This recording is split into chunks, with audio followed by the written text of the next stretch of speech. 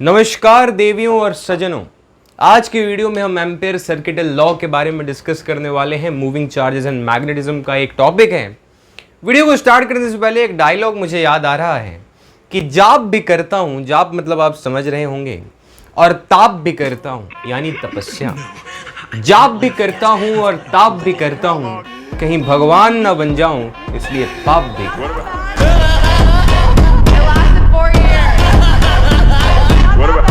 शुरू करते हैं आज का वीडियो। एम्पेयर सर्किटल लॉ बड़ा ही मज़ेदार सा एक लॉ है। और हाँ, कहीं आप मत समझिएगा कि हमारी फिर से आई फ्लू हो गया। नहीं जी, लाइट के रिफ्लेक्शन के चलते घमंड अभी बरकरार है, आई फ्लू नहीं होगा। हाँ, तो एम्पेयर सर्किटल लॉ कहता क्या है? कहता ये है ना कि अगर मान लीजिए कोई भी मेरे पास एक लूप है, किसी भी इरेगुलर शेप का मेरे पास एक लूप है, और मान लीजिए इस लूप के आसपास या फिर उसके अंदर से करंट बह रहा है। करंट जो है बह रहा है इसके आसपास, इसके बाहर I1 मान लीजिए, I2 मान लीजिए, I3 मान लीजिए, I4 मान लीजिए, I5 मान लीजिए। ये लूप, ये लॉ क्या कहता है? ये लॉ क्या कहता है? ये कहता है कि अगर किसी भी बंदे को मान लीजिए यहाँ पर मैं एक जगह पर खड़ा कर दूँ और वहाँ से उसके हाथ में मैं कॉम्पास दे दूँ, लोग कहेंगे भैया इतने छोटे लूप पे बंदा कहाँ से आ जाएगा? अरे यार, करंट इतना छोटा थोड़ी है, हम तो वायर्स की बात कर रहे हैं यार। प्रैक्टिकली आइए, मान लीजिए वायर्स के से अंदर से करंट जा रहा है, उसके अंदर की बात कर रहे हैं। एक्सपेरिमेंटल चीज़ है, उसको लॉ के रूप में आपको दिया गया है। तो मान लीजिए, मतलब मैं समझाना चाहता हूँ कि आखिर ये है क्या। कि किसी बंदे को कॉम्पास दे दिया, ये कहता क्या है लॉ? अगर किसी बंदे को कॉम्पास दे दिया और कहा कि हर एक छोटा सा जब आप डिस्प्लेसमेंट करना, हर एक छोटा सा डीएल जब करना डिस्प्लेसमेंट, तो मैग्नेटिक फील्ड और डीएल का डॉट प्रोडक्ट करना। हर छोटे से डिस्प्लेसमेंट पर जो मैग्नेटिक फील्ड आएगी, मान लो ये मैग्नेटिक फील्ड भाई इन सारे करंट कैरिंग वायर्स के चलते आएगी। तो मान लीजिए इस टाइम पर मैग्नेटिक फील्ड इधर है, वो बंदा इधर जा रहा है, इनके बीच का थीटा ये हुआ, तो बी डॉट डीएल की अगर मैं बात करूं तो ये आएगा बी डीएल कॉस थीटा। अरे हाँ या ना? मान लीजिए ये बंदा इधर चला, इस पॉइंट पर मैग्नेटिक फील्ड इधर आई और वो इधर गया, थीटा चेंज हो गया। फिर वो बंदा इधर गया और मैग्नेटिक फील्ड इधर आई, फिर थीटा चेंज हो गया। मतलब हर एक पॉइंट पर जो बी डॉट डीएल जो होगा, हर एक पॉइंट पर जो बी डॉट डीएल होगा, और कंप्लीट एक लूप में हर एक बी डॉट डीएल वो बंदा निकालता जा रहा है। हर मैग्नेटिक फील्ड अलग आ रही है, कभी मैग्नेटिक फील्ड इधर आ गई, चला भी इधर ही, तो बी डीएल कॉस जीरो हो गया।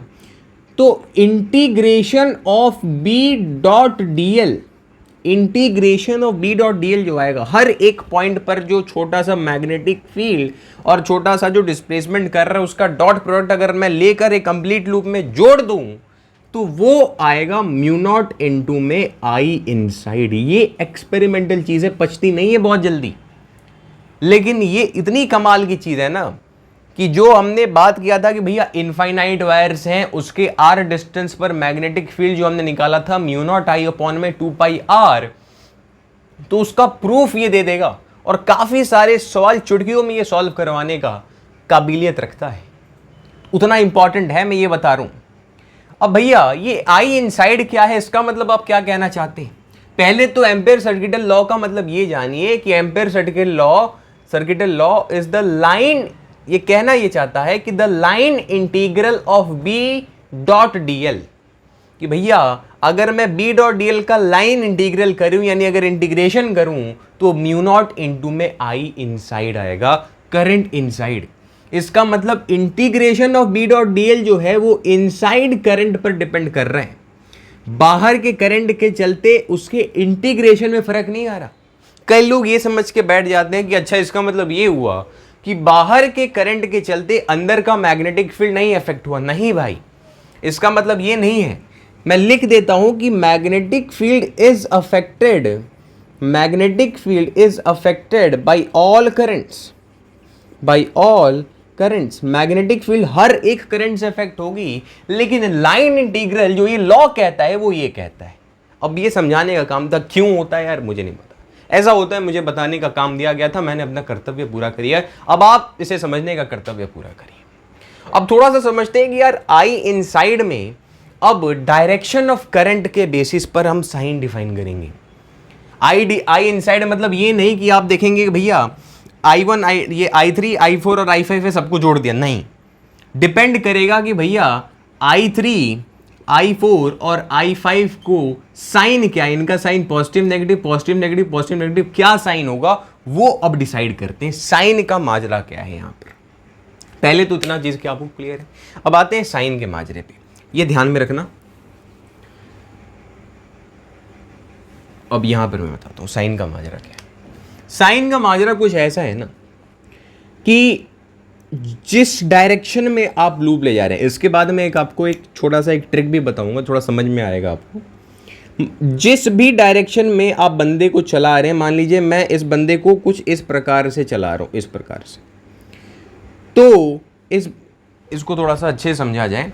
ये 2D नहीं है, ये 3D की बात मैं कर रहा हूं, ठीक है। इस बंदे को मान लीजिए मैं इस प्रकार से इस बंदे को मैं चला रहा हूं, तो जिस डायरेक्शन में इस बंदे को चला रहा हूं तो उस हिसाब से करंट की डायरेक्शन क्या होनी चाहिए, ये होनी चाहिए। क्या ये मानते हो?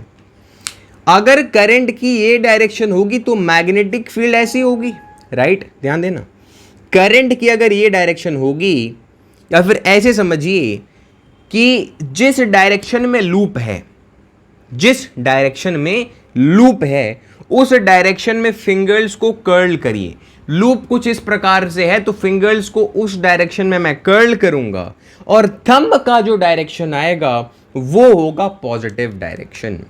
मतलब लिख दिया जाए भाई कि डायरेक्शन ऑफ लूप में आपको अपनी फिंगर्स को कर्ल करना है और जो थंब का डायरेक्शन आएगा वो आपको करंट का पॉजिटिव डायरेक्शन है। This is the positive direction. मतलब अगर इसमें अगर ऐसे कोई करंट जा रहा है तो इसको नेगेटिव माना जाएगा, इसको नेगेटिव माना जाएगा। कई लोगों के मन में सवाल है कि भैया ऐसा क्यों, जैसे जान ऐसा क्यों हो रहा है, आइए वो भी समझने का प्रयास करते हैं। अगर मैं ये कह रहा हूं कि भैया अगर करंट ऐसे है तो मैग्नेटिक फील्ड उसके आसपास कुछ ऐसे बनेगी, क्या ये कह रहा हूं मैं? क्या आपने ये पढ़ा है? हाँ जी पढ़ा है। क्या मैं इसी का उल्टा ऐसे लिख सकता हूं कि अगर मैग्नेटिक फील्ड ऐसे बह रही है, अगर मैग्नेटिक फील्ड ऐसे बह रही है तो क्या ये मानते हो कि करंट कुछ ऐसा होगा? क्या मैं इसका उल्टा भी कह सकता हूं? अगर करंट ऐसा है तो मैग्नेटिक फील्ड ऐसा है, तो मैग्नेटिक फील्ड ऐसे है तो करंट ऐसे होगा। यस, नेगेटिव क्या यहां पर बता रहे हैं? माइनस क्या बोलता है?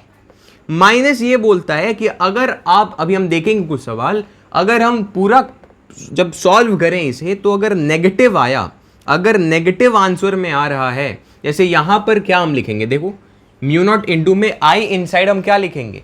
अब करंट, अब लूप का जो डायरेक्शन है उस डायरेक्शन में फिंगर्स को कर्ल कराइए, तो लूप के डायरेक्शन में मैंने फिंगर्स को कर्ल कराया तो ये जो डायरेक्शन है ये पॉजिटिव आई, यानी I5 को पॉजिटिव लेंगे, I4 को पॉजिटिव लेंगे, लेकिन I3 जो है इस डायरेक्शन के उल्टा है, यानी इसको हम नेगेटिव लेंगे तो I3 यहां पर नेगेटिव होगा। ये माजरा कुछ ऐसा है, ठीक है। धीरे धीरे पचेगा आपको। आइए थोड़ा सा और आगे बढ़ते हैं, थोड़ा सा और इसे एक्सप्लोर करते हैं।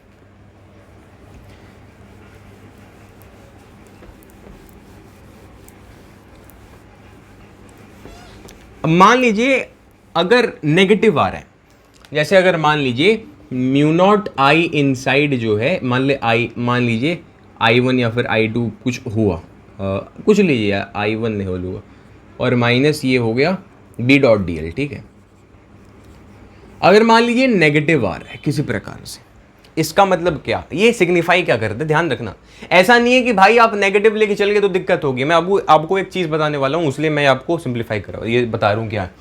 अगर नेगेटिव आ रहे हैं यहां पर, कभी भी आप सॉल्यूशन आप ला रहे हैं नेगेटिव आ गया, इसका मतलब ये हुआ कि आपने जिस डायरेक्शन में बंदे को चलाया है, जिस डायरेक्शन में जिस तरीके से बंदे को चलाया है, एक्चुअल में उस डायरेक्शन में मैग्नेटिक फील्ड नहीं फ्लो कर रही, उसके उल्टे डायरेक्शन में मैग्नेटिक फील्ड फ्लो कर रही है। थोड़ा हजम करिए इसे।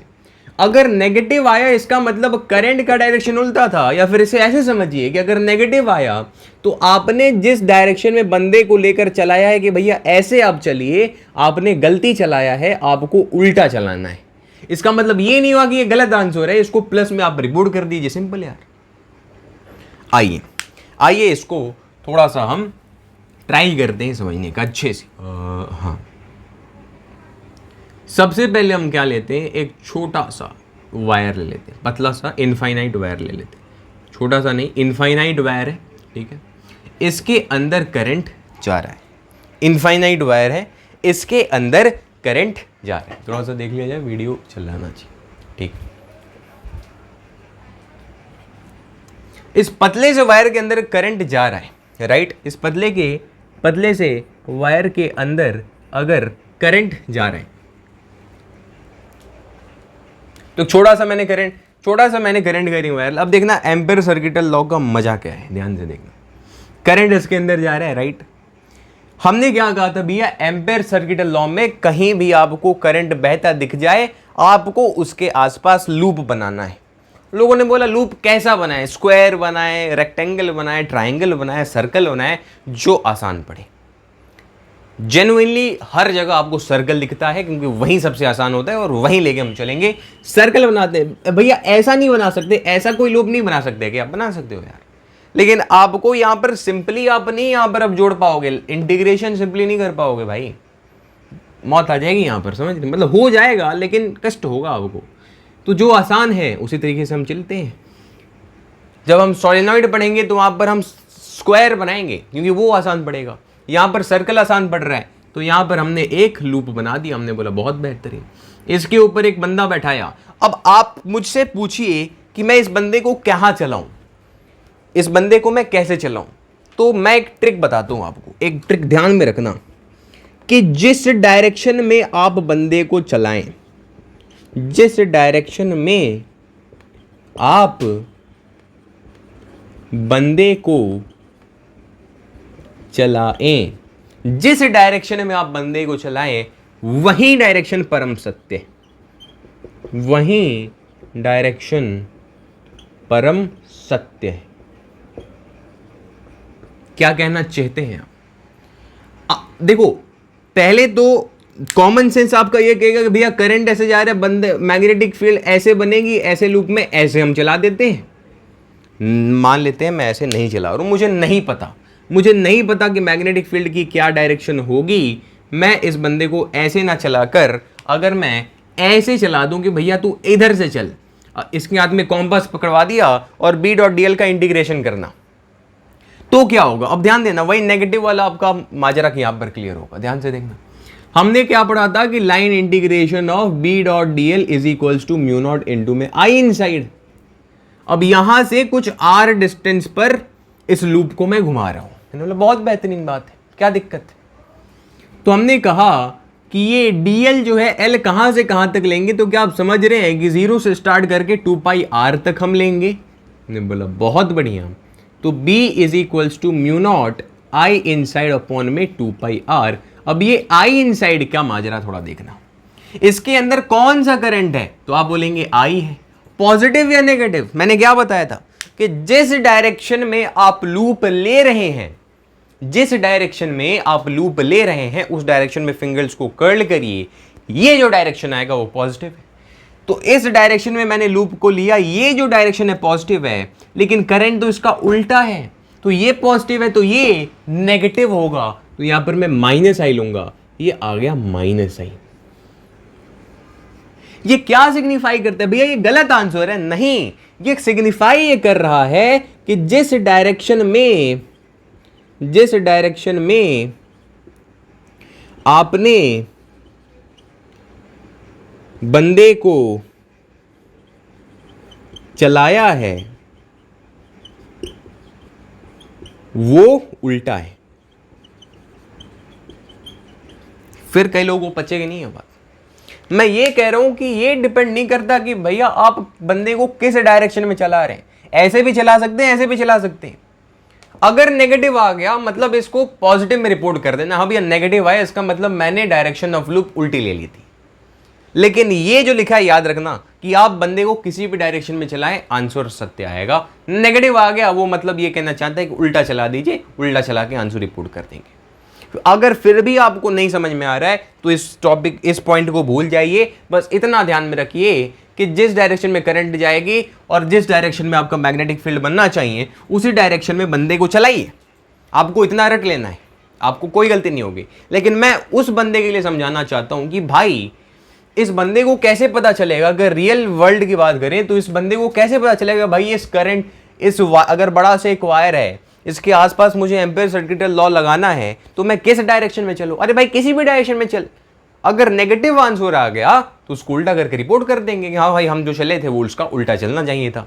बस नहीं समझ में आए तो बस इतना चाहिए, करंट जिसमें जा रहा है, जो डायरेक्शन है उसकी मैग्नेटिक फील्ड की, उसी डायरेक्शन में बंदे को चलाना है आपके लिए। लेकिन मैं बार बार वही पॉइंट, चलिए आगे बढ़ा जाए, एक एक कॉन्सेप्ट जो है क्लियर करते चले जाएंगे, ठीक है।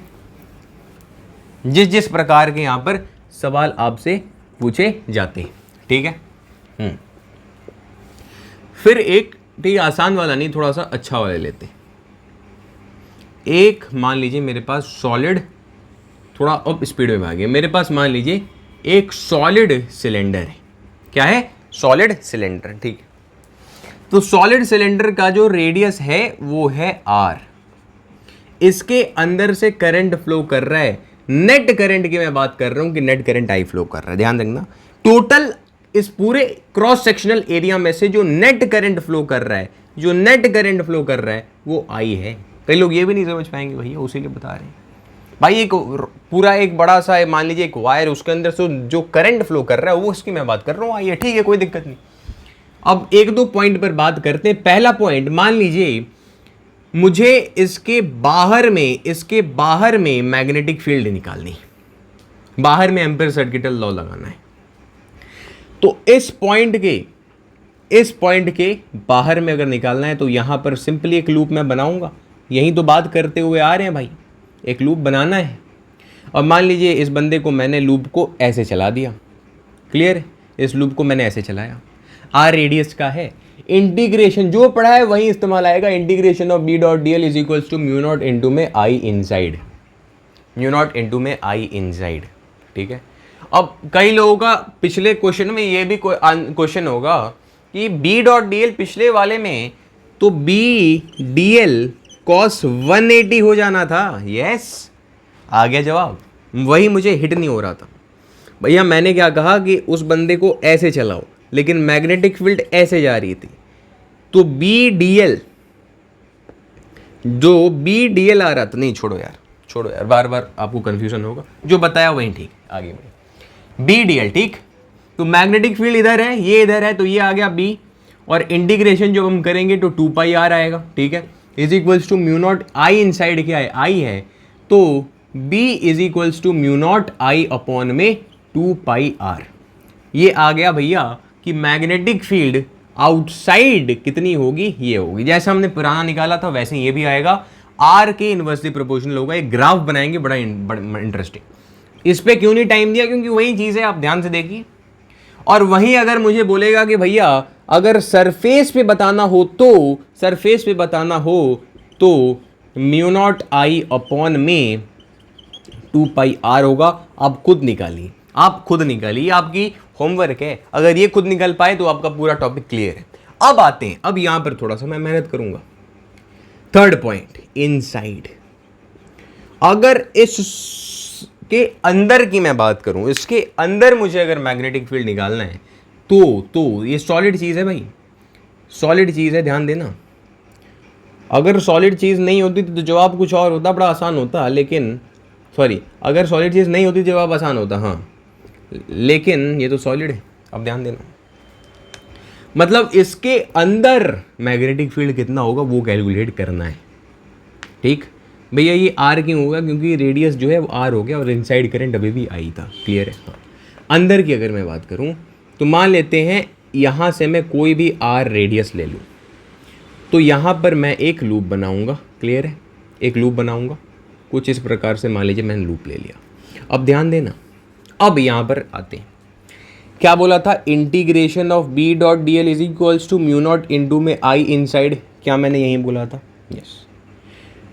0 से लेके 2 पाई आर तक इंटीग्रेट करेंगे, आई इनसाइड का माजरा, सब कुछ ठीक है यहाँ पर, mu naught I inside upon में 2 पाई आर आई इनसाइड का माजरा है।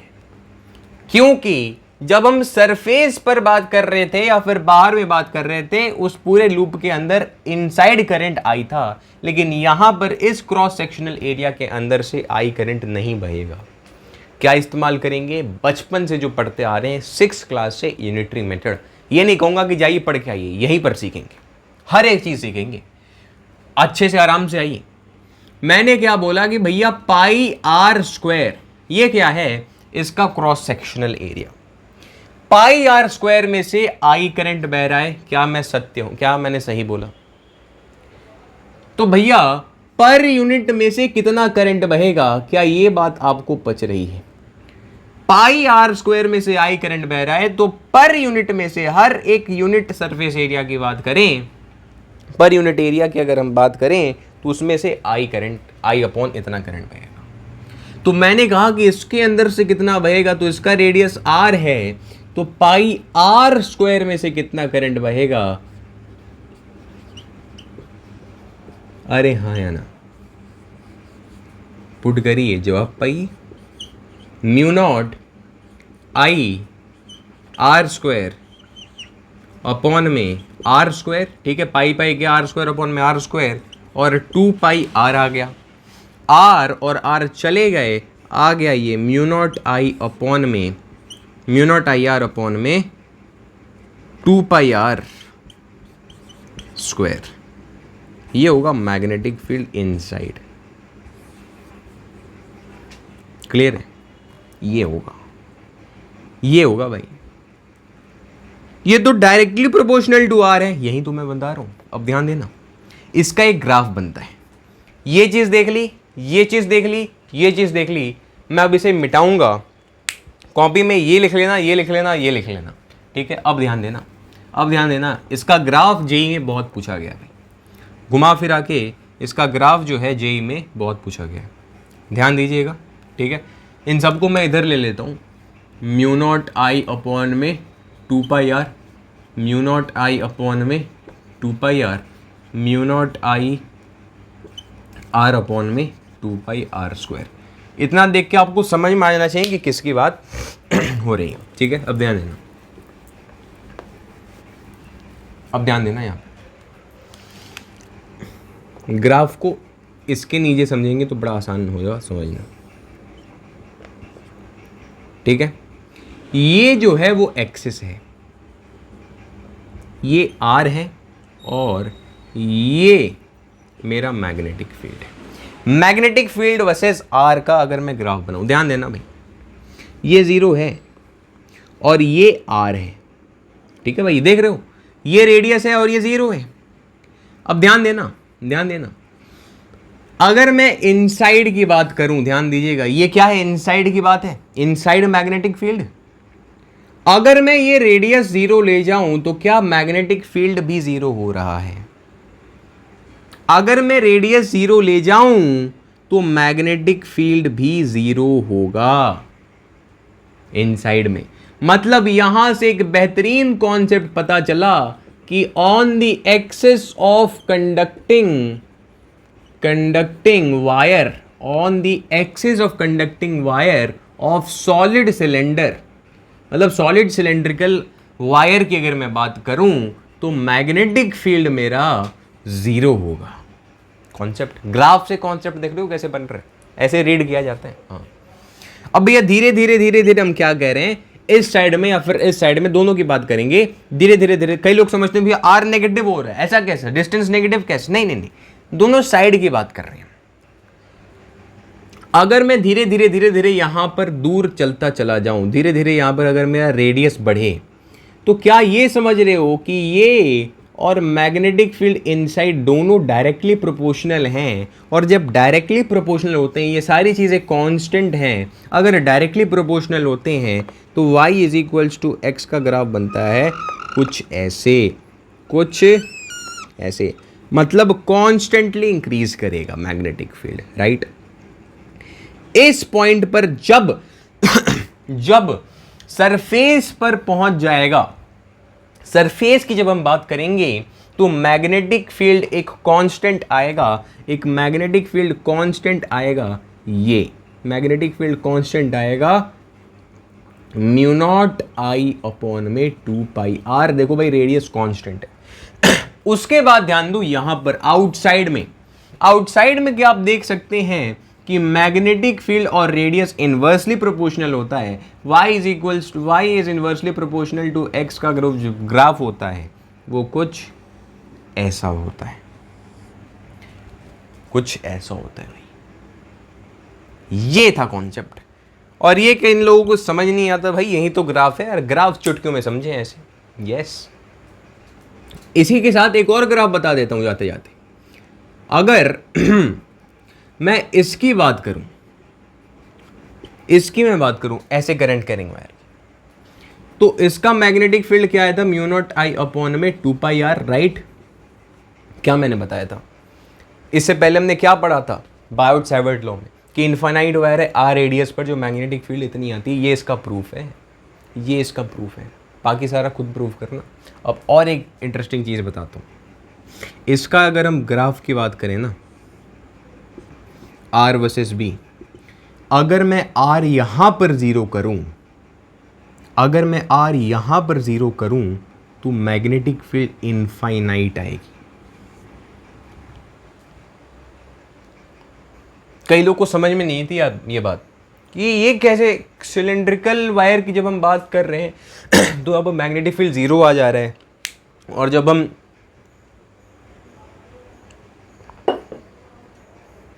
एक्सट्रीमली सॉरी, जब हम इसकी बात करें तो मैग्नेटिक फील्ड इनफाइनाइट आ जा रहा है। यही तो फिजिक्स है, यही तो फिजिक्स है। कई लोग इसको नोटिस नहीं करते हैं। दोनों ग्राफ इंपॉर्टेंट है, लेकिन नोटिस करने वाली ये बात, ये ध्यान में रखना कि ये जुड़ेगा नहीं भाई। ये ग्राफ अपना इनफाइनाइट जा रहा है और ये अपना इनफाइनाइट जा रहा है। और इससे पहले वाले लेक्चर में जो हमने बात किया था magnetic field on axis of a current carrying coil, उसमें ये ग्राफ जुड़ जाता है, उसमें ये ग्राफ जुड़ जाता है।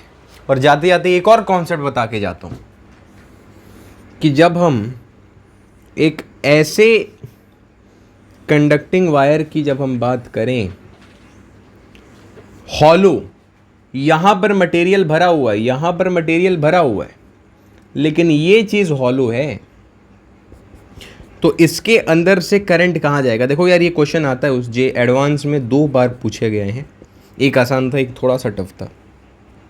तो करंट जाएगा इसके अंदर से, नेट जो हो आई। और अगर इनसाइड मैग्नेटिक फील्ड पूछे तो इनसाइड करंट मेरा नहीं होगा, इसलिए मैग्नेटिक फील्ड इनसाइड मेरा 0 होगा। आउटसाइड में मैग्नेटिक फील्ड यही होगा, लेकिन अगर मैं सरफेस पर बात करूं मैग्नेटिक फील्ड तो वहीं वाला स्कीम लगाएंगे, ध्यान देना। इनसाइड करंट का ही सारा माजरा है, निपटा रहा हूं जल्दी से। ठीक है, ये मान लीजिए ए है इनर रेडियस और आउटर रेडियस बी है। तो यहां से थोड़ा हौच-पौच हो गया है, यहां से हम क्या करेंगे, ये इनर रेडियस, यहां से आर डिस्टेंस हम ले रहे हैं। तो मैं ये कहूंगा कि भैया इसमें से कितना करंट फ्लो कर रहा है, इसमें से मतलब क्या हुआ, पाई b square minus a square में से, पाई b square minus a square में से, भैया इसकी बात हो रही है। इसमें से कितना करंट फ्लो कर रहा है, आई। पर यूनिट कितना फ्लो करेगा, इतना। भैया जेई एडवांस में सवाल आया था, पर यूनिट कितना फ्लो करेगा, इतना, राइट, ध्यान देना। और हाँ, तो इतने में से कितना फ्लो करेगा, अगर मैं आर रेडियस की बात करूं, यानी pi r square minus pi a square की बात करें तो उसमें pi r square minus a square upon में pi b square minus a square, इतना इनसाइड करंट होगा। और बाकी आप इस फॉर्मूले में पुट करिएगा बी डॉट डी एल का इंटीग्रेशन, ठीक है। कई लोगों को ये समझ में आएगा, मैं बस ये बताना चाहता हूँ कि भाई इसमें से इतना करंट फ्लो करेगा तो पर यूनिट में से इतना, और इतने में से इतना। जिसको ये समझ में नहीं आया कमेंट कर देना, अगले वीडियो में अच्छे से बना देंगे। थोड़ा सा रात ज़्यादा हो गया, 2 बजे थे तो एनर्जी थोड़ा लो होगी, इसलिए मैं अच्छे से नहीं समझा, बहुत बहुत माफ़ करिएगा। और हाँ, जाते जाते कमेंट में लिखते जाइएगा, इनकलाब जिंदाबाद।